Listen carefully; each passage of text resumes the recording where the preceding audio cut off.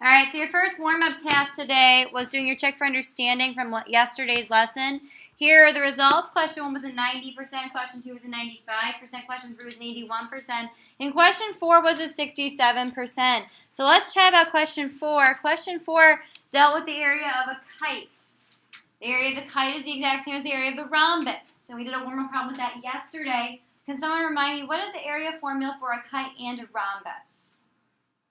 What is the area formula for both of them? Yana? 1/2 times diagonal. Very good, Yana.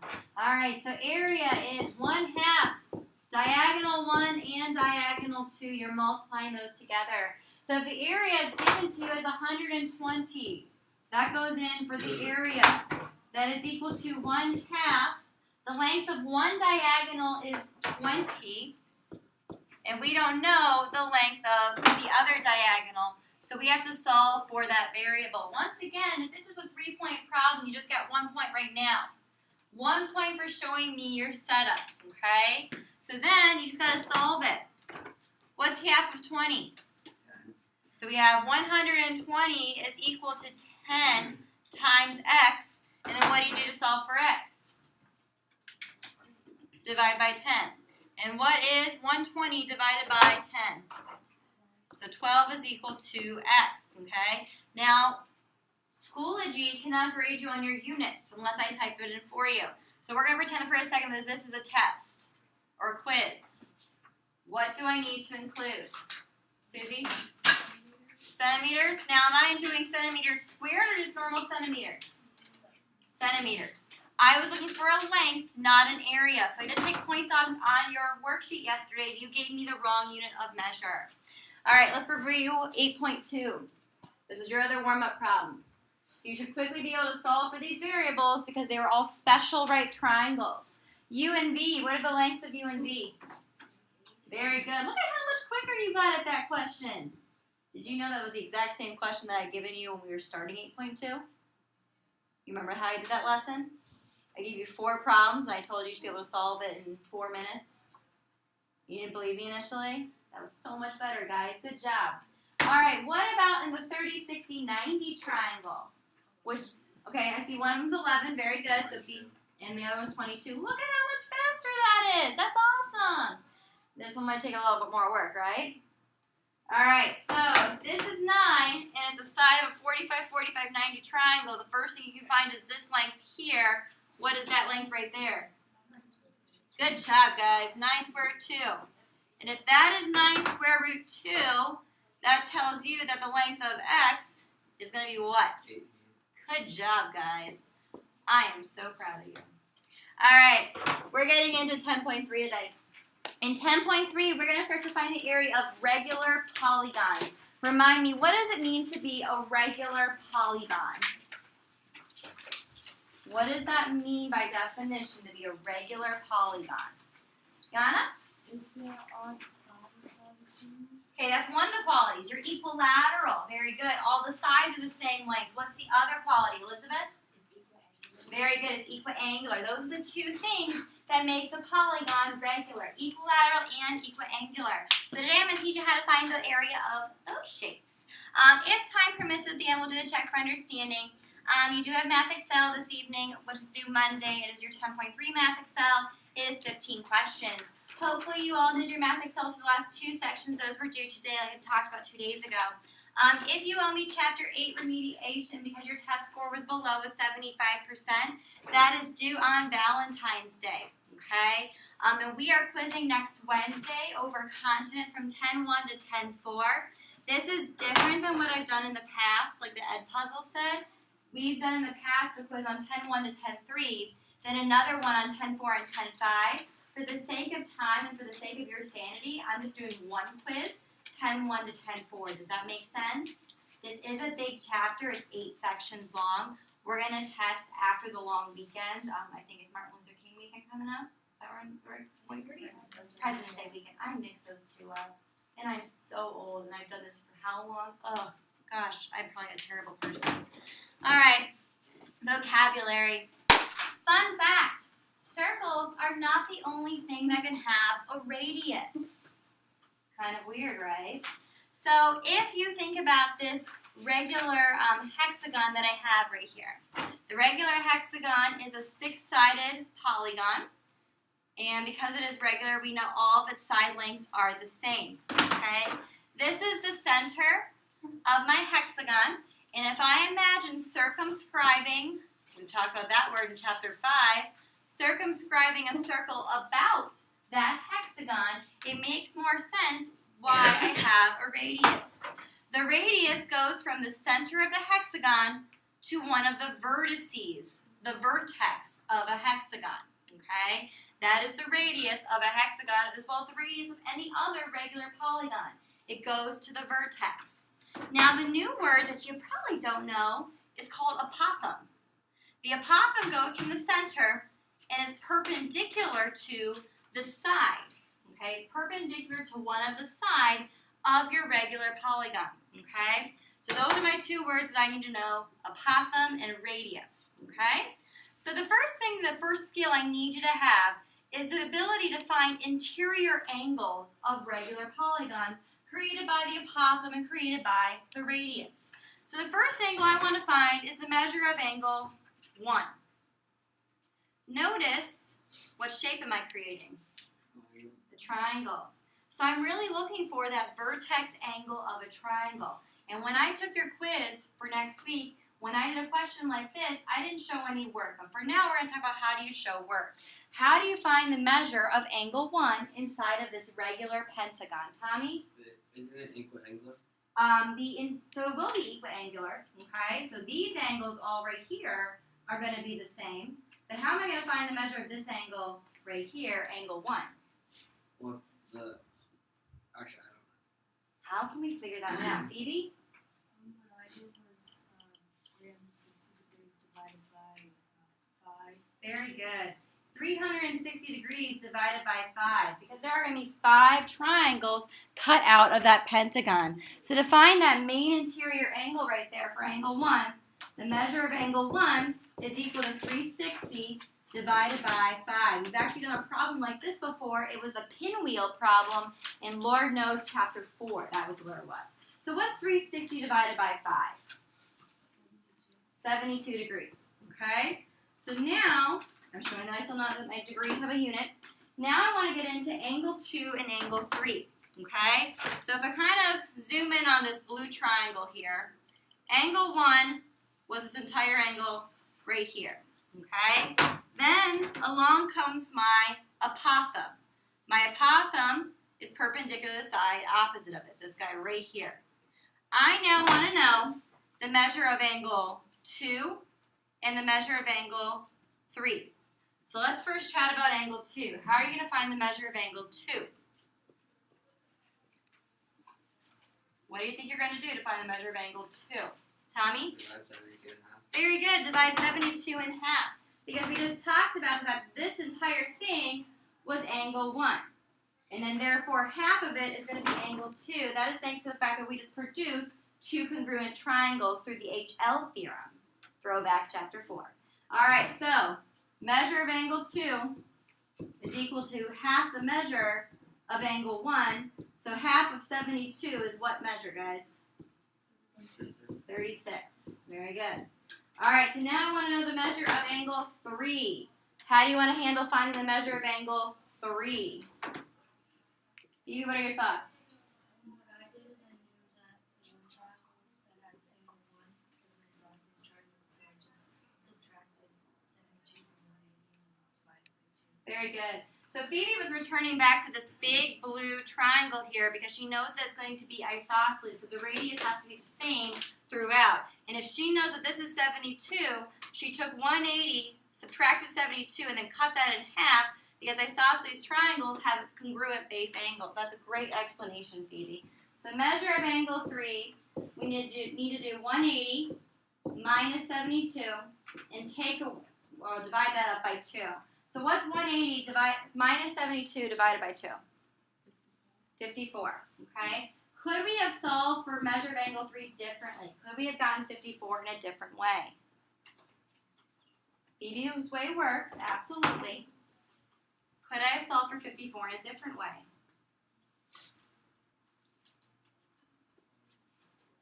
let's look at this triangle right here. You already know the measure of 2. You know your perpendicular here. What is the relationship between angle 2 and angle 3? Tommy? I have a question. Does the I forget what unit, but it was the one where it was like n minus 2. That would be chapter 6, section 1. Couldn't that work in this? Well, so that's the concept of the fact that a triangle's interior angle measures out to 180, yes? Yeah. Sure, that could work. We did talk about that. But we also took that a step further because this is a right triangle. We already know that that has to be 90 degrees. So then we've already discussed the fact that there's a very exclusive relationship that exists between angle 2 and angle 3, and that's what I'm trying to get you to pull out here. What is the relationship between angle 2 and angle 3? Yana? Very good. They add up to 90 because this is already 90. They have to be complementary. Very good. Does that make sense? Kind of joining Tommy and Yana's idea together. All right, it is now your turn. You are going to take care of the octagon. You're solving for the same measurement that we just did, 1, 2, and 3, but yours is an octagon. How many sides does an octagon have? 8. Very good. It's still going to be very important that you know the names of these polygons in this particular section. Yes, Sula. I forgot to pick up the packet. Do you have an extra copy? That would be all the way to 233. Isn't there a class going on? There is a class going on, so you have to pick it old school style until you get over there. Okay.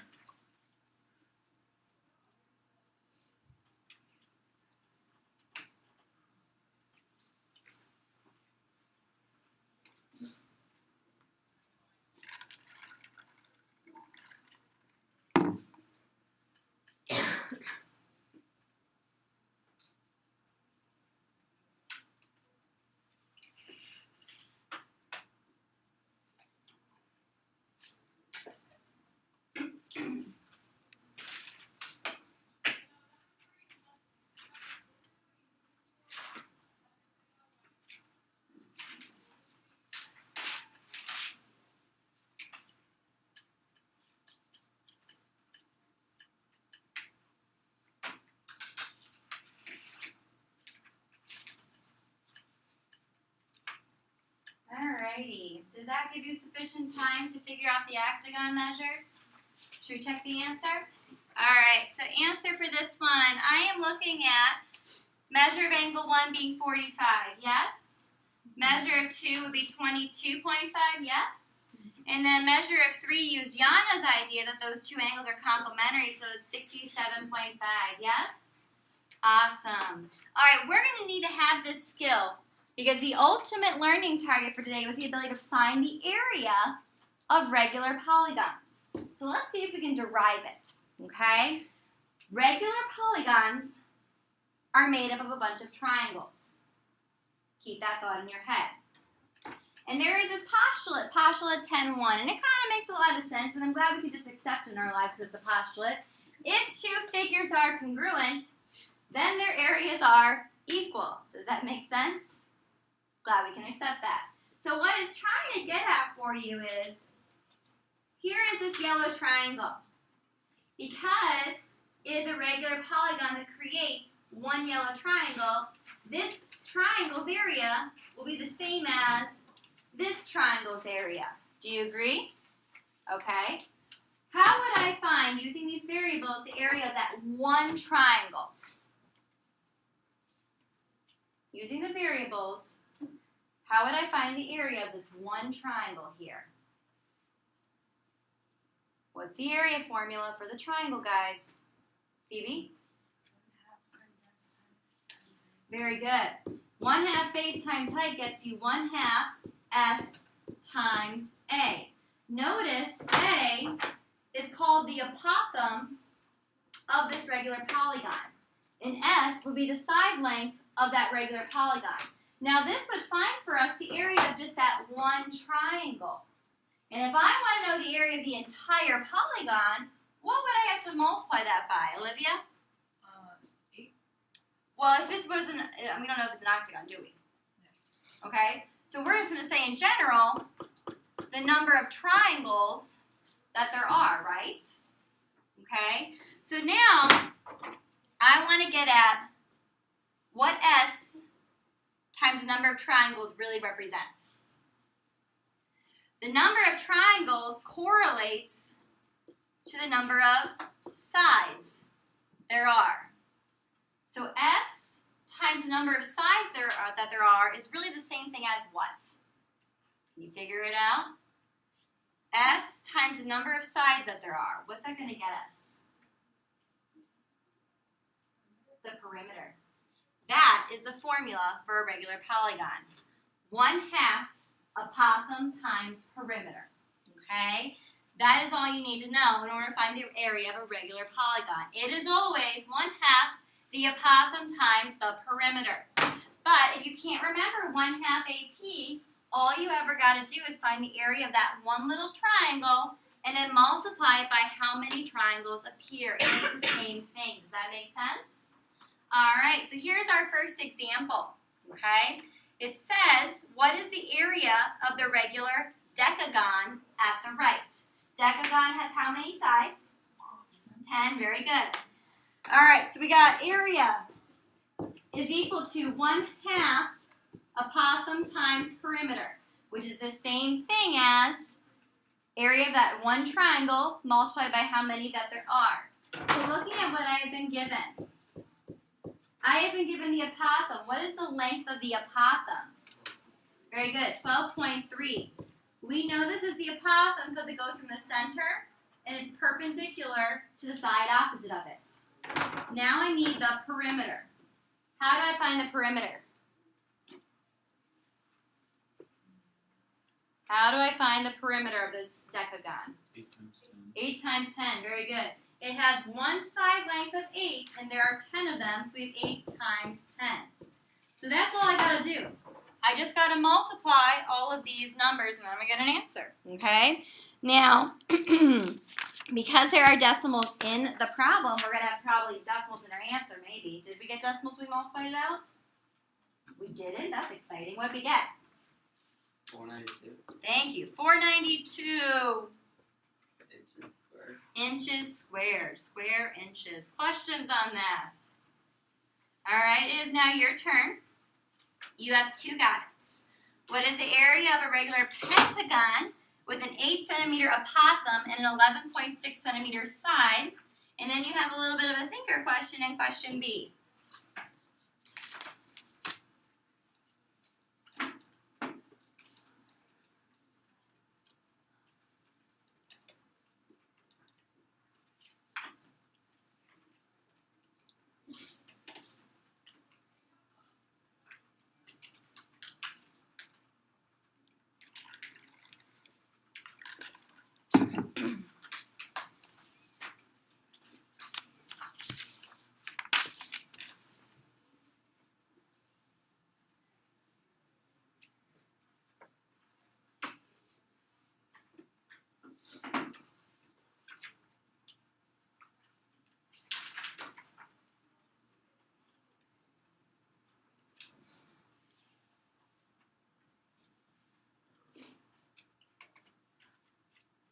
Alrighty. You ready to check your answer for question A? Yes? Okay. So in question A, 1/2 apothem times perimeter gets me an area of 232 centimeters squared. Are we good on that one? Okay. In the thinker question, it says if the side is reduced to half of its length, how does the perimeter of the polygon change? Well, it's also going to get reduced by half because if I'm half of my one side, I've taken half of the entire perimeter. Does that make sense? Okay. So the whole reason why we did our warm-up problem is because I still need you to know how to use special right triangles. A honeycomb is made up of regular hexagonal cells. The length of a side of a cell is 3 millimeters. What is the area of the cell? I have been given a side length. What information was I not given? The apothem. Because I need to have the ability to find the apothem on my own. So I'm going to draw for you. Here's my center. Here is one triangle. Throw back to example 1. What is the measure of this angle right here? What is this interior angle measure right here?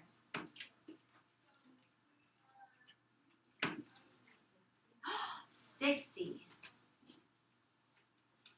Interesting. And when I draw the apothem, what kind of triangle have I just created? Alright. Not just a right triangle, a 30, 60, 90 triangle.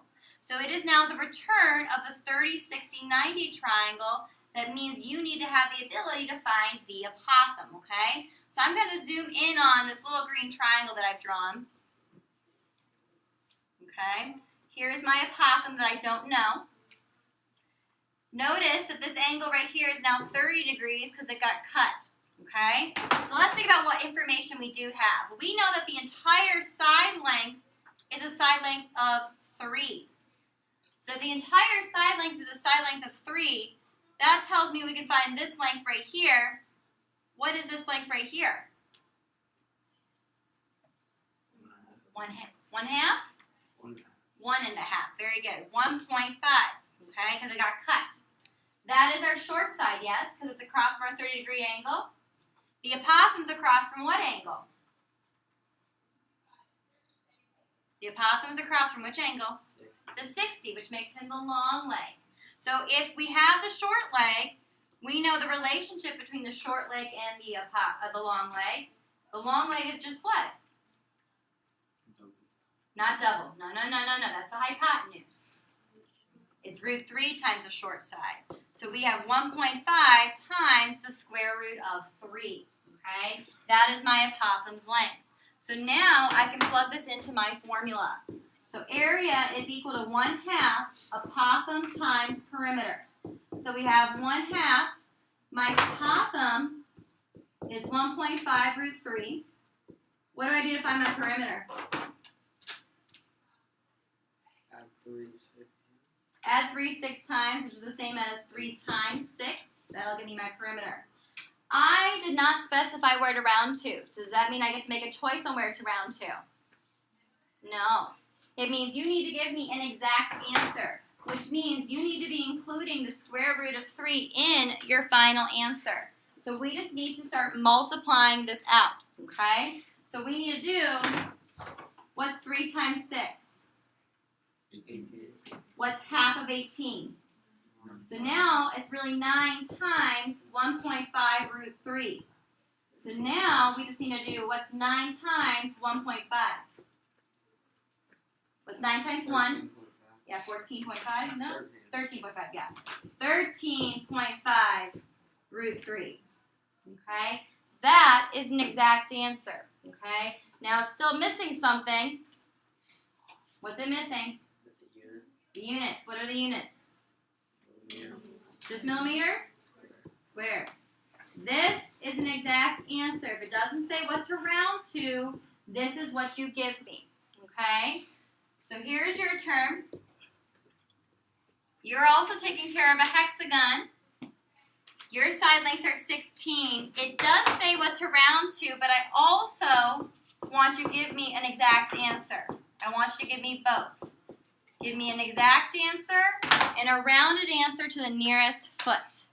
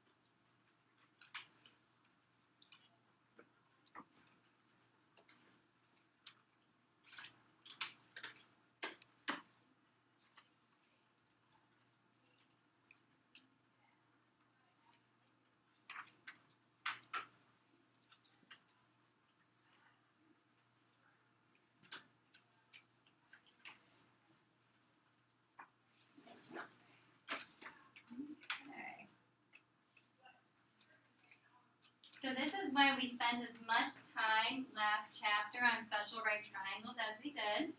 We did do 2 days with it. It's a very important topic that you know these rules, because if you know these rules by your heart, you're going to speed up your test, okay? It doesn't take you as long to answer questions like this. Are you ready to check your first answer? Okay. So obviously the textbook is just going to show you the rounded one, so I'm going to tell you what the exact answer is. So the rounded answer to the nearest square foot is 665 feet squared. Yes? Okay. Exact answer means you would have taken this. What's half of 8? So we would have had 4 root 3 times 96. So 4 times 96 would have been 384 square root 3.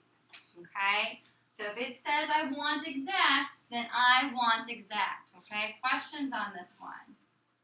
Susie? Can you go over that one? So the apothem has to be 8 square root 3, because if this whole thing is 16, the apothem is always going to be the short leg times the square root of 3. Okay? Because a hexagon is always going to produce a 30, 60, 90 triangle, because its big angle interior-wise is 60 degrees. Does that make sense?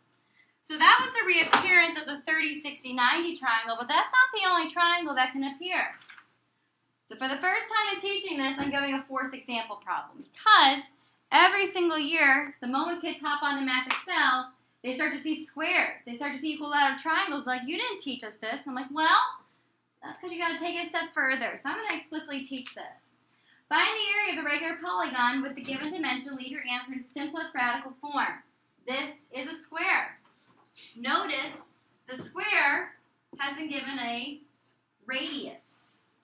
You can solve squares in a multitude of different ways, but I'm going to stick to solving it using the 1/2 apothem times perimeter.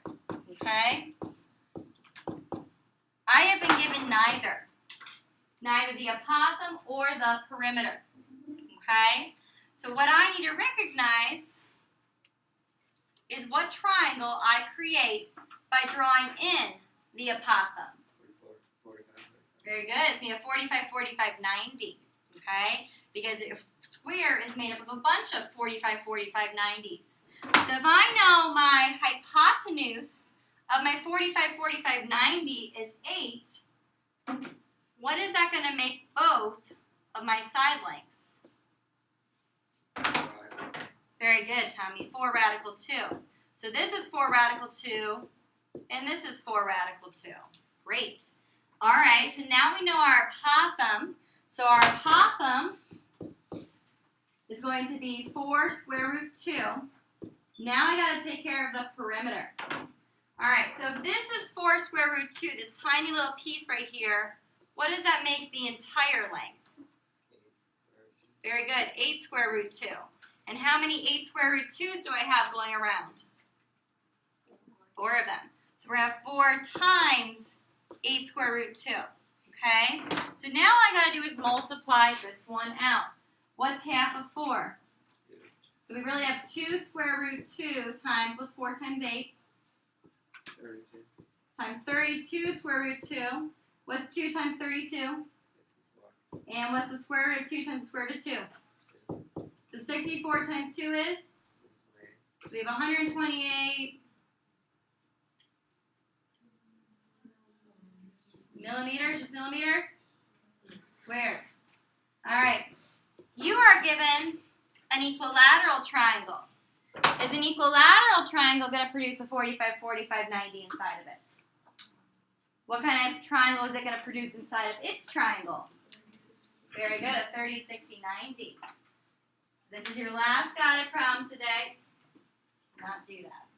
Does this length look the same as this length? Very common issue, okay?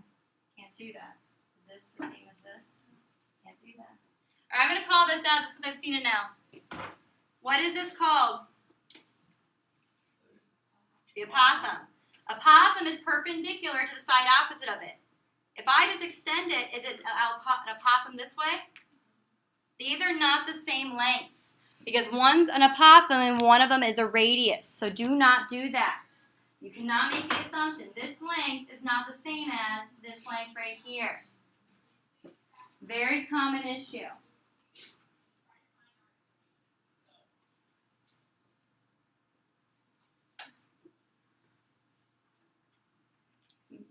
Those of you who can't see it because it's just so tiny, this is 3.3, just so you know. It's really small.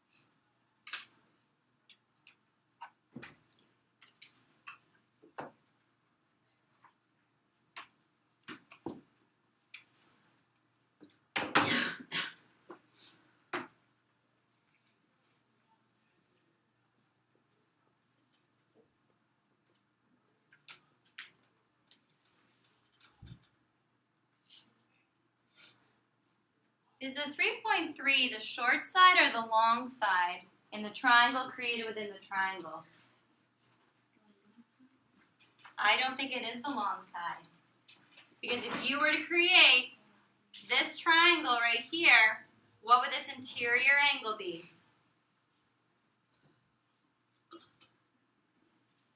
What is, it's 120. So when you chop that, this becomes the 60-degree angle. All right, would you like to check your answer on this one?